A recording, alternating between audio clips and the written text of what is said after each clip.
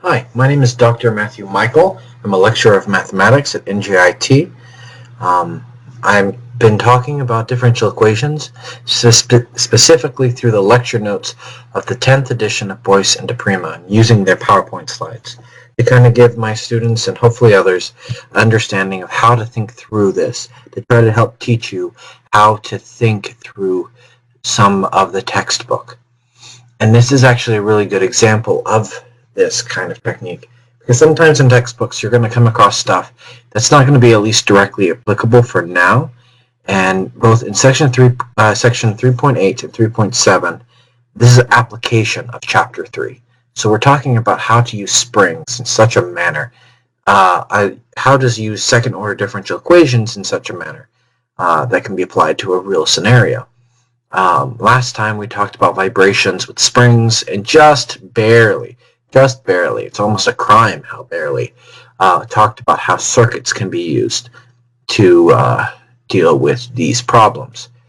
So here I'm going to continue to talk about it, whereas section 3.7 focuses a lot on the free vibrations.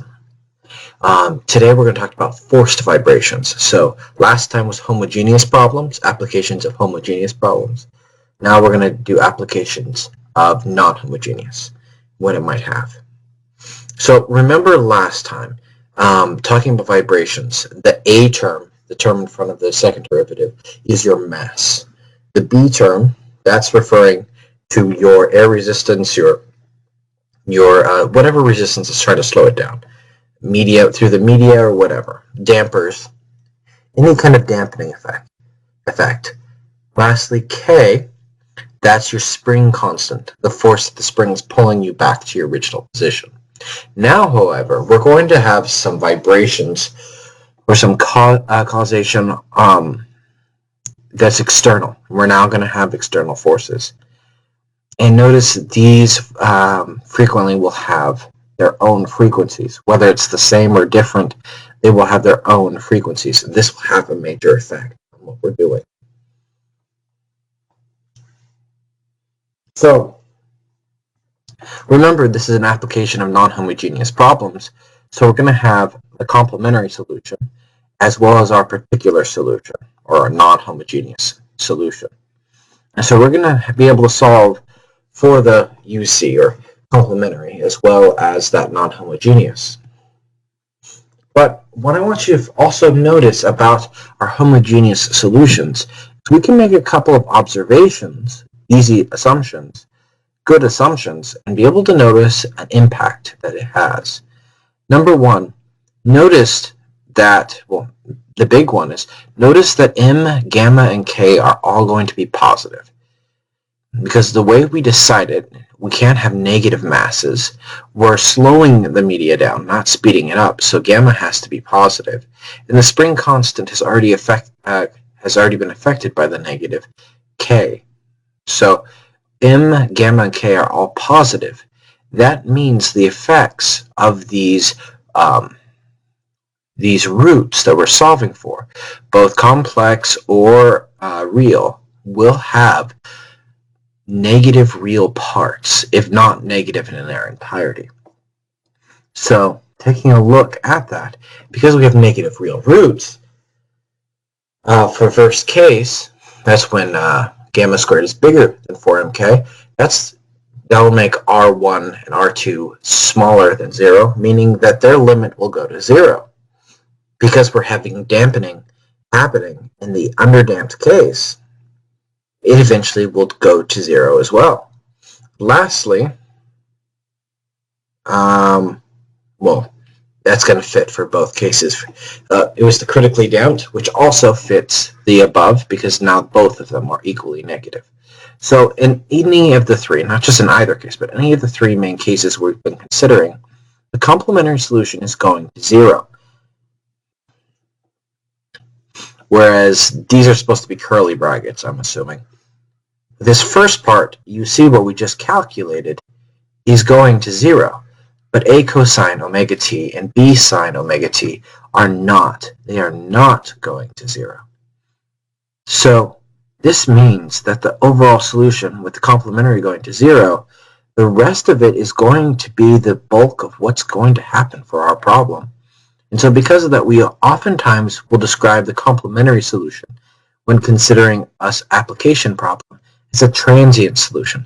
It's here 1 minute, gone the next. It doesn't have long-term impact. And the long-term impact is really from the particular solution. So we oftentimes call it the steady state because that's what's going steady. That's where the problem's going to be focusing on. And it's the forced response to this situation. And so that transient solution is really there to notice satisfy whatever initial conditions we might have before it converges to whatever capital U of t actually is.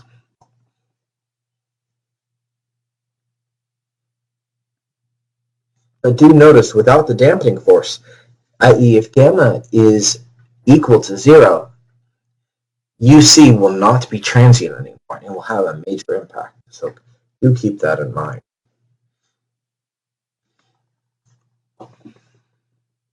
So solving this equation, u double prime plus u prime plus 1.25u is equal to 0 with initial position 2 and initial slope 3. We end up getting a complex root. You can complete the square fairly simply, getting a complementary solution of c1e to the negative t over 2 cosine of t plus c2e to the negative t over 2 sine of t. So if our solution, if our particular solution, because we're kind of basing it off of this right here, if we have a omega, a forcing term, where omega is equal to 1, and we get a u particular being 12/17 cosine of t plus 48/17 sine of t. When we solve for C1 and C2, we're going to get C1 to be 22/17 and C2 to be 14/17. Meaning we get this nice long solution, but notice how long that transient solution is important at all. By the time t is equal to 5, it's almost non-existent. So notice the dotted line right here for the steady state solution. Very quickly, the full line right here in blue matches the steady state solution. Definitely by t is equal to 5, like we predicted. So regardless of what this actually is, it's just not 0. It's going to be something else. Notice that the steady state solution is very much given by this last term here, the capital U, and that the steady state solution is your particular. So that's what a particular solution is referring to. Your particular solution is your steady state, which is why it tends to be unique to a forcing. Whereas your initial condition, your transientness of it before it converges to a solution, that's your UC, your complementary solution. And so this is the part, remember how I said there's going to be bits and pieces in the textbook that you might not necessarily always need at the moment. And so most people who are studying out of a differential equations textbook are not going to need the following slides. I will wait a few seconds on every slide if you want to pause and read through it, because it is interesting information, but it's not going to be particularly useful for what you are interested in, probably. It's dealing with resonance and the effect that these might have. And so it's useful, and I might spend a couple of seconds talking about these particular cases, especially when we get to the graphs. But for the most part, you're not going to have to worry about it.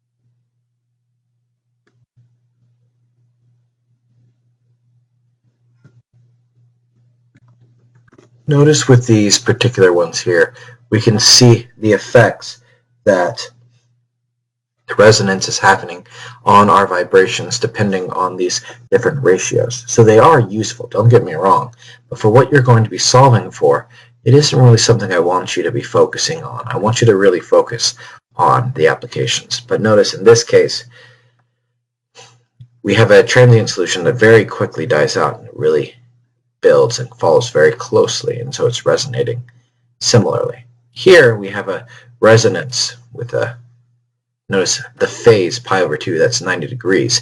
You can see that when this slope in red, because that's my forcing term by the way, the forcing term has a 0 slope, we are almost maximizing our slope for the blue in my solution. And that's why we have this building up, this building up, this building up until it really matches the correct kind of frequency. It reaches some, notice you can follow this. You can almost put bounds around this and you can see that it's converging to a particular height, certain bound. Notice that when it's out of phase, when the phase is quite large, pi, you really get this almost randomness that it really doesn't like what's going on. That's really what I want you to take from this, is that the effects of this occur. I don't really care if you can follow it perfectly. So let's actually talk about some particular cases. Suppose there's no damping term. Remember, that means that the energy level that is transient is not going to be just transient, it's going to be permanent. And so the effects of this will be as follows. So we get a solution of this form, where the forcing term has an amplitude of F naught.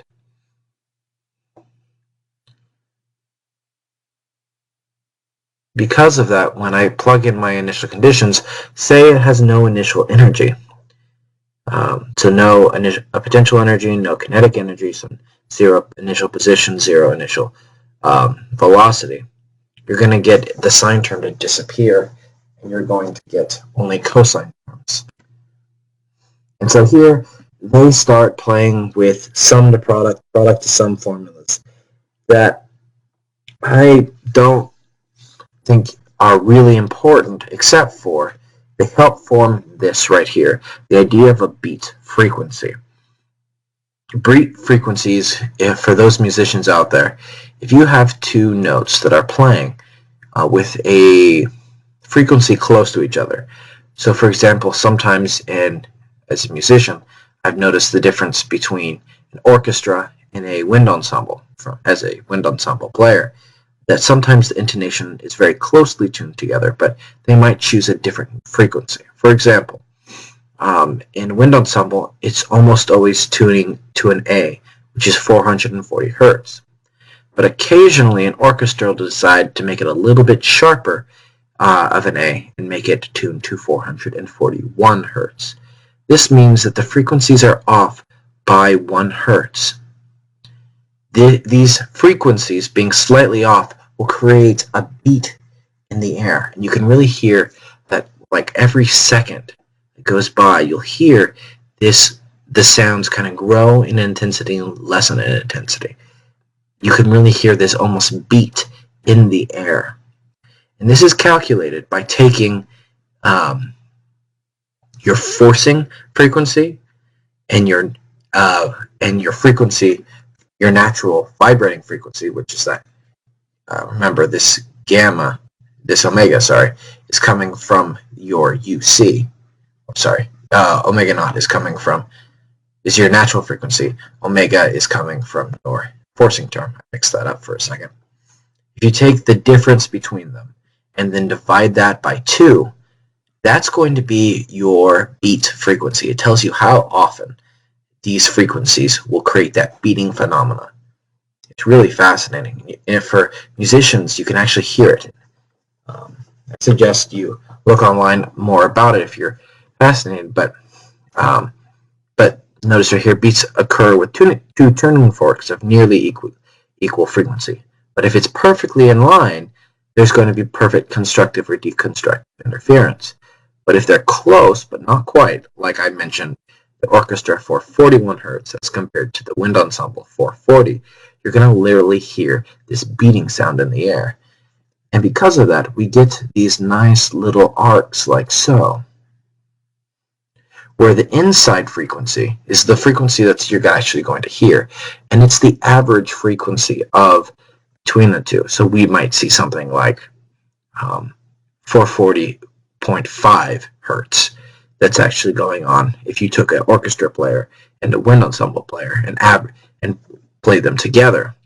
Meanwhile, the two frequencies, you'll hear a beat every 1/2 hertz, every 2 seconds, because the difference between them was 1 hertz was divided by 2. So 1 beat for every 2 seconds, or something like that. And because of that, we can create these envelopes of sound based on how far they differ from each other. So notice in this case, the natural frequency is occurring at omega is equal to 1. Over here, we notice an omega, which is 0.8. So when I average these two frequencies, I get an inside frequency of 0.9. Remember, that's the average. Whereas the beat frequency is going to be 0.1. Amplitude variation has a slow frequency of 0.1 and a period of 20 pi. Hence why we see a full alteration, a full jump, a full oscillation from 0 to 62.8 seconds. Remember, 2 pi is 6.28. Roughly, of course. If we adjust our frequencies just a little bit more from forcing frequency of 0.8 up to a forcing frequency of 0.9, notice instead of it going to 20 pi, it's going up to a much higher pi. So this is, instead of 20 pi, that's 40 pi. And so if you count them carefully, you'll notice there's a similar frequency. I mean, now we're averaging it out. We're averaging it out between 0.9 and 1, so that's 0.95. Right? So notice 0.95 is my average frequency, where my beat frequency is at 0.05, where it was 0.1 before.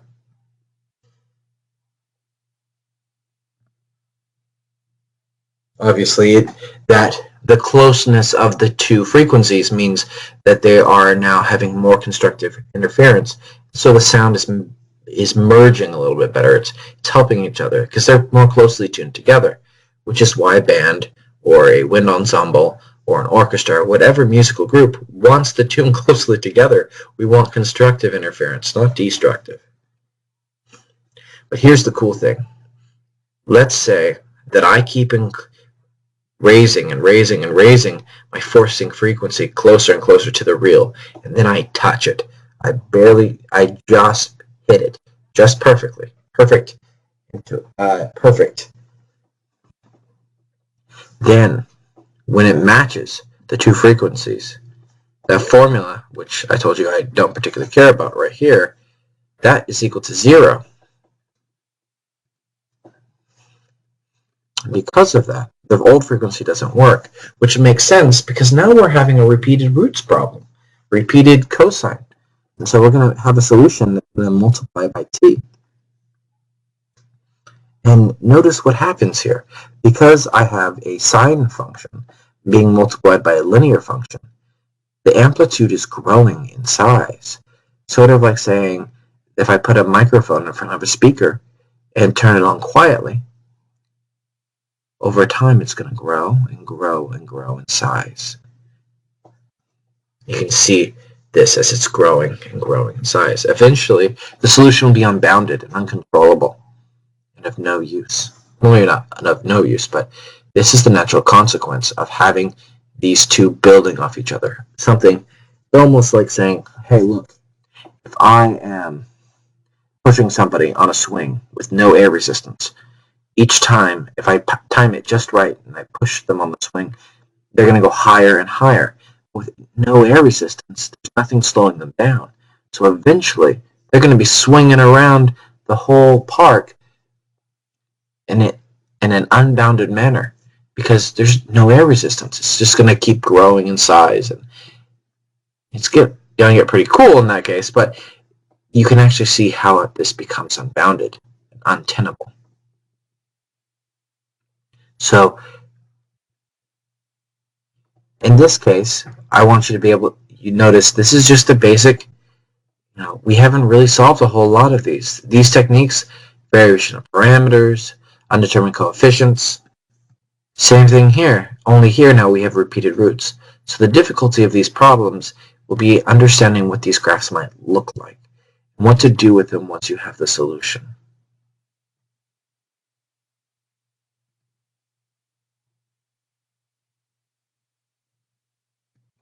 So just be careful.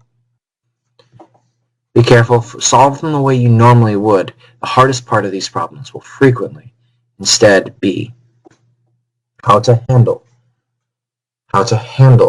the construction of the model, not dealing with not with the solving of the